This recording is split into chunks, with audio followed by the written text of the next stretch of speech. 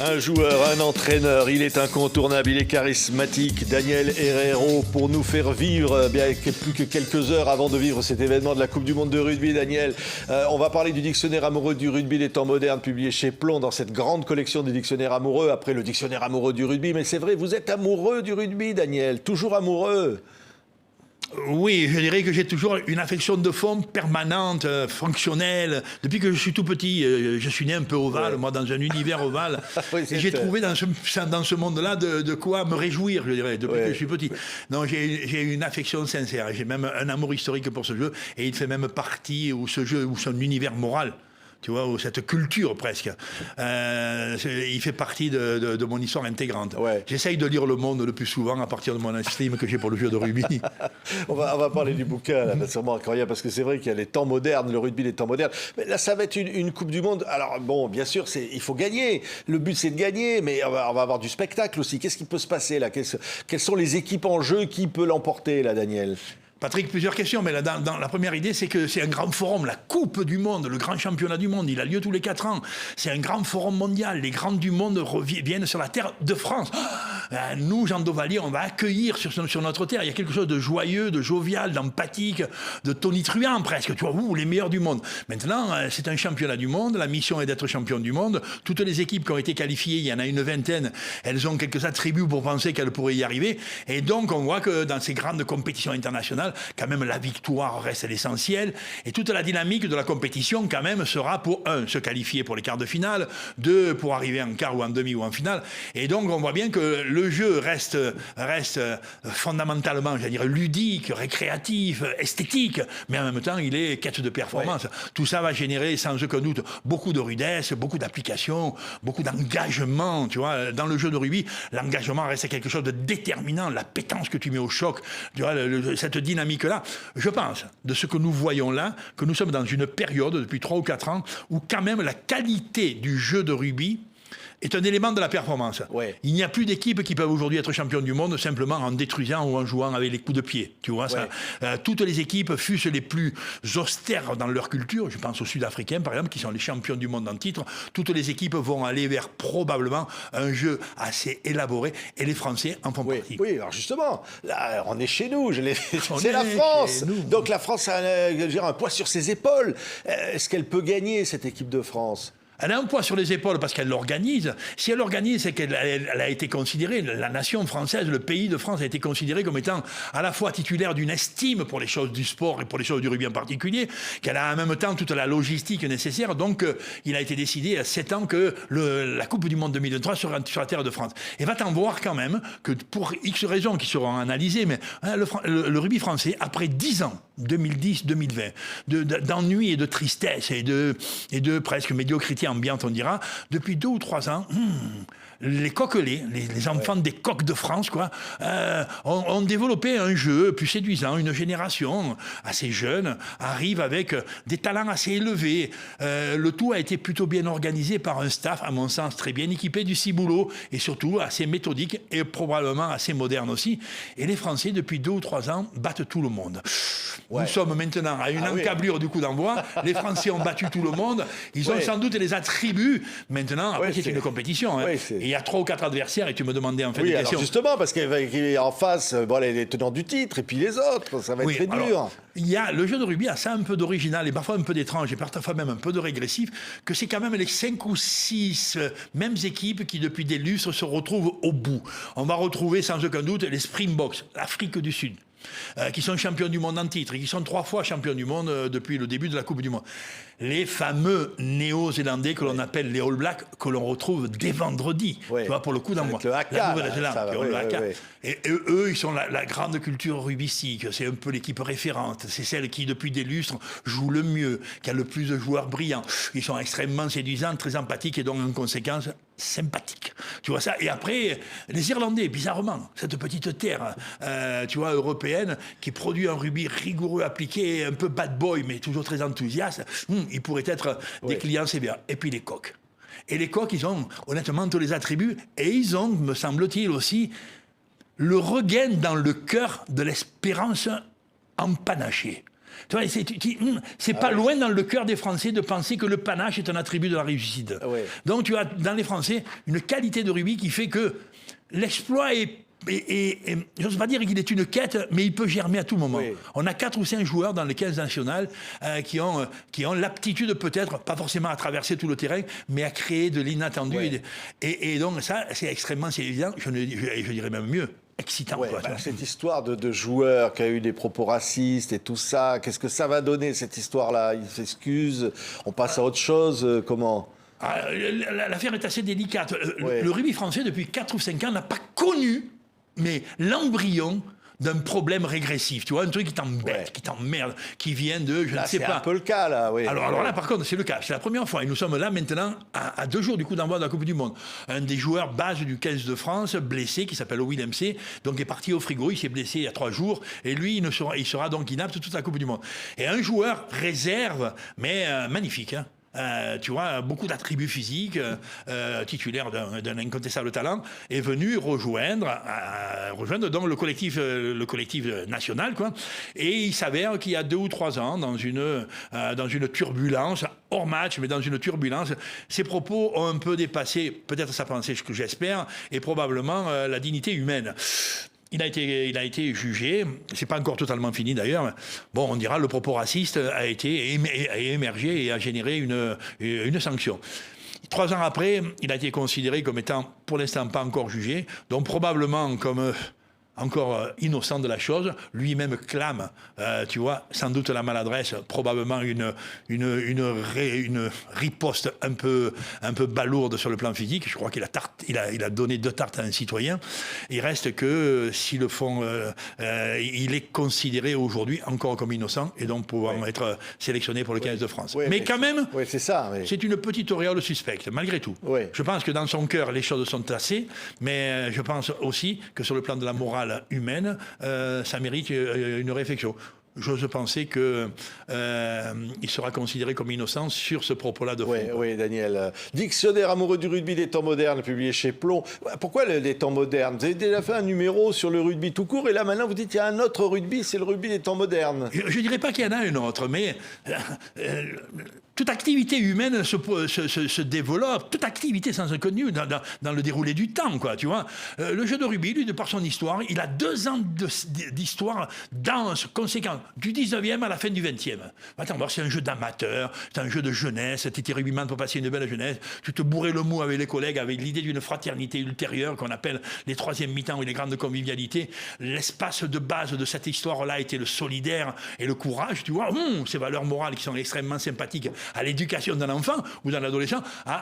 Depuis les années 2000, et donc moi j'ai écrit un bouquin sur toute cette histoire-là, sur ce monde-là, sur ce monde qui dure 2 siècles et qui a un fond moral, culturel et historique avec des gens, des joueurs. Tu parlais tout à l'heure dans une aparté de ces anciens des années 80, 90, 2000 qui ont mis le rugby de France au haut parce qu'ils étaient généreux, vaillants.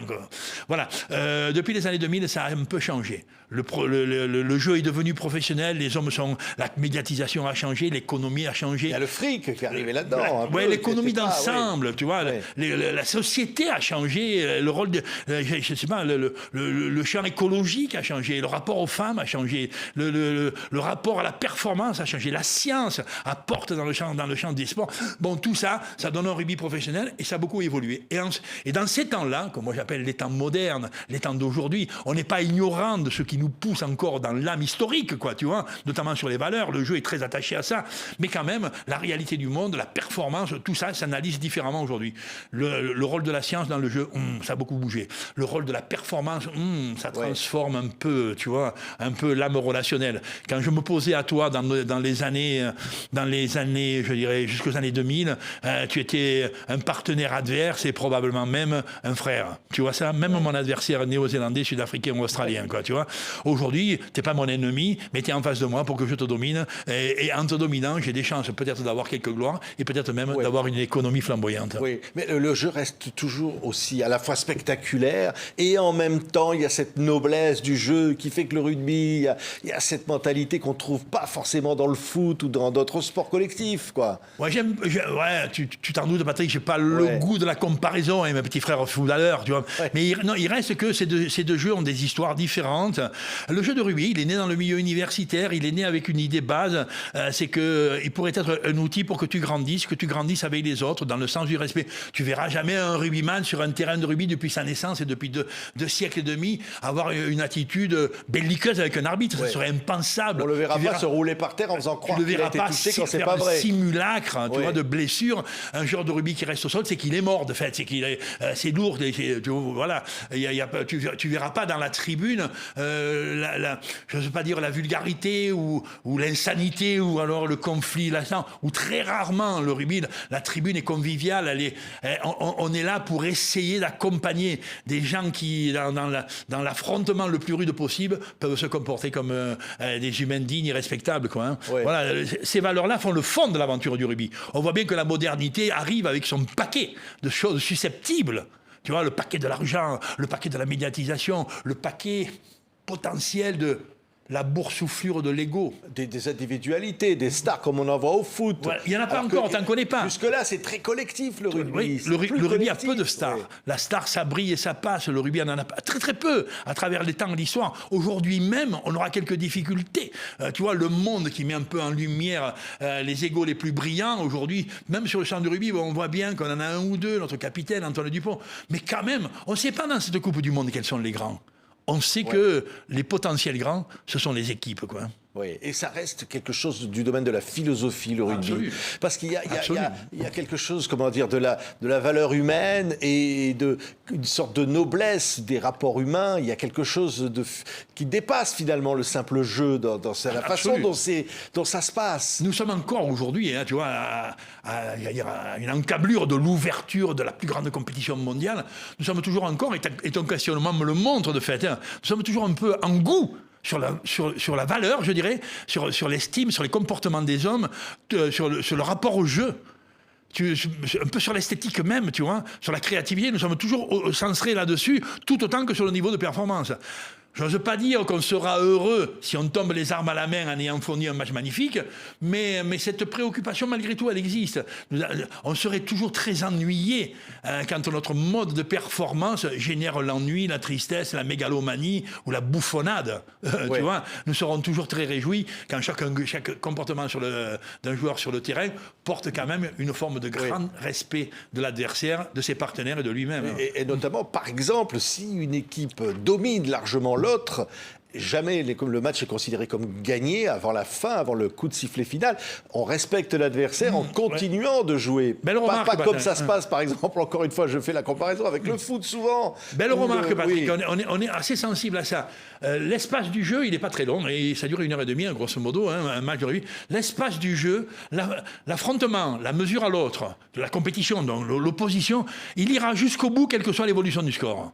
Voilà. Jusqu'au bout, tu auras la dignité de m'affronter, et jusqu'au bout, j'aurai la dignité de t'affronter. Et jusqu'au bout, j'aurai la dignité de te respecter quoi qu'il arrive. Et te respecter, ça veut dire, si tu as estimé qu'on pouvait se mesurer ensemble, si on a estimé autour de nous qu'on pourrait se mesurer ensemble, j'accepterai ton offense de score, tu vois, c'est-à-dire si tu me domines, je l'accepterai.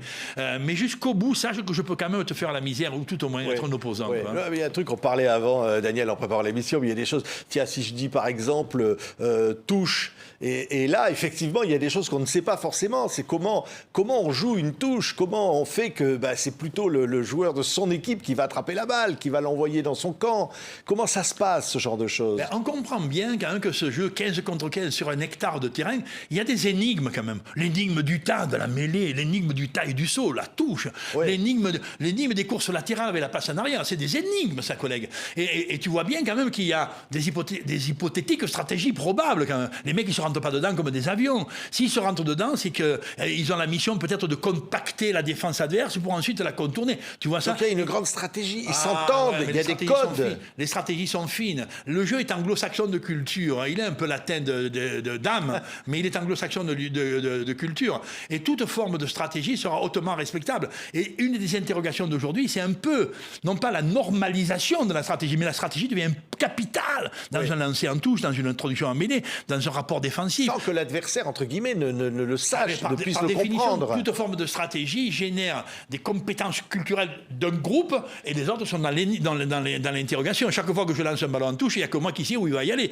A priori, la touche, par exemple, hein, c'est un magnifique exemple, la touche, parce que la touche est égalitaire. Tu es obligé de lancer le ballon dans le couloir au milieu. Il doit, sinon c'est sanctionné. Sinon, hein. tu es sanctionné. Ouais. Mais par contre, tu as l'avantage de l'initiative. C'est moi qui décide, mon équipe qui décide où on l'envoie. Et là, évidemment, il y a tout un tas de stratégies. Et ces stratégies, aujourd'hui, elles sont assez fines. Qui fait que parfois, quand tu vois cette rudesse collective, tu vois, tu as un peu l'impression, si tu aiguises ton regard, que nous rentrons dans un jeu d'échecs. Oui. Ce qui fait qu'il y a 9 fois sur 10, c'est le joueur de sa propre équipe qui remporte la balle. C'est donc très c'est élaboré. malin, alors que c'est supposé... C'est très élaboré, c'est un peu bien plus au que malin. milieu. Hein. Ouais. Mais là, par exemple, la mêlée, qu'est-ce qui se passe sous une mêlée? On se demande toujours. Est-ce qu'il y a parfois des mots qui sont échangés? Est-ce qu'il y a des règlements de compte? Je te vois curieux de ces énigmes-là. Oui, parce que c'est dessous, là, on ne voit pas, on n'entend pas. Et là, les joueurs sont tous très proches les uns des autres. C'est pas si facile, mais la mêlée, c'est quand même l'unique âme du rugby. Voilà. L'âme 1, elle est là. Tout le reste, on le trouve ailleurs. La mêlée, c'est un affrontement collectif de joueurs qui se tiennent, qui s'attrapent de façon organisée, structurée par un sifflet d'arbitre. Voilà, mêlée. Mêlée, ils sont 8 contre 8. 8 contre 8, une idée essentielle, c'est que dans l'affrontement, on n'y voit rien. Il va falloir qu'on pousse et qu'à 8, on fasse du 1. Voilà, ça c'est l'énigme de la mêlée. Donc dans la mêlée, tout sera, on pourra dire, une addition de force pour faire une résultante de force. Donc tu vois qu'il faut de la précision dans les tenues, de la précision dans la prise de force au sol, de la précision dans l'extension, de la précision dans la position anatomique des dos. La mêlée est un art complexe où la rudesse est dominante et où la précision est une loi. La mêlée, c'est une énigme considérable. Dans la mêlée, c'est l'art absolu de la solidarité. Absolu. Il n'y a pas dans le monde entier une seule situation, dans le monde du sport j'entends, hein, une situation semblable. La mêlée et l'âme, l'âme elle est là, ensemble plus fort pour faire du 1 dans le rude. Et c'est vrai, alors, on se disait aussi, c'est vrai que le marquer au rugby, c'est marquer un essai. Et on se demande, pourquoi ça s'appelle un essai? Pourquoi on dit un essai en fait Ce jeu-là, il a l'étrangeté dans sa naissance. C'est plus dans le rugby moderne, encore que. L'étrangeté de sa naissance, grosso modo, avec le foot, ils sont au début du 19e siècle, 1800, 1820. Ils sont à peu près identiques. Les uns jouent groupe à groupe avec les ballons dans les pieds, les autres, groupe à groupe, avec ballons dans les pieds et dans les mains. Les deux essayent de s'approcher du but qui est aux extrémités du terrain. Les uns ne cherchent à mettre le ballon qu'au-dessous, et les autres vont se dire, pour X raison, nous, on va l'envoyer au-dessus. Donc, on a mis des poteaux, et on joue en se passant la balle avec les pieds et les mains, et quand on s'approche, on envoie le ballon avec les pieds. On garde cette idée de marquer des points avec les pieds depuis 2 siècles. En rugby, aujourd'hui encore, dans la Coupe du Monde qui commence demain, on a toujours cette idée qu'on peut marquer 3 fois des points avec les pieds. La pénalité, la transformation et le drop goal dans le cours du jeu. Et une seule fois avec les mains. Et puis on s'est aperçu en 1850 que traverser le terrain pour aller poser le ballon là-bas, ça valait 0, mais tu avais le droit de transformer cette réussite-là, d'avoir porté le ballon au bout du terrain et d'envoyer le ballon. Et ça valait des points. Et puis 1 point, et puis 2 points se donner avec les pieds. Jusqu'au jour où on s'est dit, mais traverser tout le terrain en se faisant des passes, en affrontant un adversaire pénible pour aller poser le ballon là-bas, quand même, ça mérite une récompense. 1 point, 2 points. Et sur 2 siècles, ça c'est devenu dominant. Aujourd'hui, quand tu portes le ballon là-bas, ça vaut 5 points. Et ça s'appelle toujours un essai, parce que là derrière, tu as toujours encore le droit d'essayer de marquer des points avec les pieds dans la transformation. Ouais, c'est magnifique, hein, Daniel. On se dit même que quand, même dans une Coupe du Monde comme ça, évidemment, on va être derrière la France, on peut être derrière d'autres équipes, mais même si on perd, il y a, il y a un respect de celui qui était le plus fort. Il y a quelque chose de ce domaine-là dans le rugby. Ah ouais, c'est un indéniable. Ouais. Tu vois, c'est même pas, c'est pas de l'ordre du tabou, c'est pas de l'ordre de la croyance, c'est pas ça fait partie de l'ordre du fond moral. Alors simplement, quand même, prépare-toi bien. Hein. Ouais. Les Français, là, non mais là, on est à bloc. Enfin, le rugby de France est à bloc pour la santé des hommes, pour l'intelligence des hommes, pour la rudesse des hommes et pour l'ambition. Qui n'est pas une stupidité, non pas d'une gloire, tu vois, d'aller cueillir enfin l'étoile de la Coupe du Monde que nous n'avons jamais cueillie. Donc il n'y a pas dans la quête, il n'y a pas une bouffonnerie, j'appellerais ça une ambition démesurée et stupide. Non. Et il reste que ça reste la loi. Simplement, la qualité du comportement des hommes sera toujours déterminante. Toujours. Le comportement moral entre nous. Tu vois, et ce qui fait que cette équipe de France est incroyablement sympathique parce qu'elle génère comme ça une estime de l'incroyable solidarité. Et on le sent tous dans le pays de France, je dirais. Qu'on soit sportif ou non, amateur de rugby. Putain, on sent qu'il y a quelque chose, sans doute qu'ils jouent bien au rugby, sans doute qu'ils ont le panache pas trop loin, donc un peu l'âme de France. Tu vois, non mais c'est vrai. Ouais. Tu vois. Et ensuite, ils sont assez courageux, donc un peu l'âme de France aussi. Mais alors, l'incroyable solidarité qui les unit. Ça dégage beaucoup de sympathie et en même temps, ça dégage beaucoup d'espérance pour la performance. Ah ouais. Prêt à pleurer s'il gagne, Daniel? On pleure dans ces cas-là. Guère, mais les mois, tu vois, l'émotion, donc, non, pour moi, là, quelques jours, non, elle est considérable. Je trouve tellement beau que le monde du sport, sur mon pays de France, vienne guerroyer, j'emploie pas le mot, viennent lutter pour l'obtention d'un titre, pour vraiment une gloire éphémère. Mais quand même, ça, je trouve tellement beau que les miens de France, mes petits frères joueurs, ceux que moi j'ai pu former ou dans laquelle circuit je me suis trouvé, quoi. Ah, je trouve magnifique. Honnêtement, je trouve magnifique. Je trouve magnifique la sympathie qu'il dégage et l'estime qu'il dégage. Ce que tu viens de dire dans tous ces questionnements, c'est que quand même, il y a quelque chose d'assez beau là derrière. Dans ce 15 de France, il y a quelque chose d'assez beau. Le comportement, l'allure, peut-être le fait d'être français, peut-être le fait que nous avons un peu le bordel au corps, c'est-à-dire la créativité, tant les valeurs de base qui sont le solidaire et le courage, on les a forts. À partir de là, je les mets candidats et malgré tout, l'espérance est nourricière. Tu vois, l'espérance, elle est excitante. Non, mais elle est excitante. Sauf si t'es balourd, sauf si t'es un trafiquant, sauf si tu vois. Mais si t'as la chemise ouverte et, tu vois, et j'allais dire, et le coq turgescent, tu vois. Alors, on y va. Merci, Daniel Herrero. Ça, dans le dictionnaire amoureux, et le mot est important, du rugby des temps modernes, publié chez Plomb, il y a tout ça, il y a votre verve, il y a votre talent de conteur, il y a toute cette passion et cet amour du rugby. Allez, on va suivre tout ça et on va s'enflammer. Daniel Herrero était avec nous. Merci Daniel. Merci beaucoup, Patrick.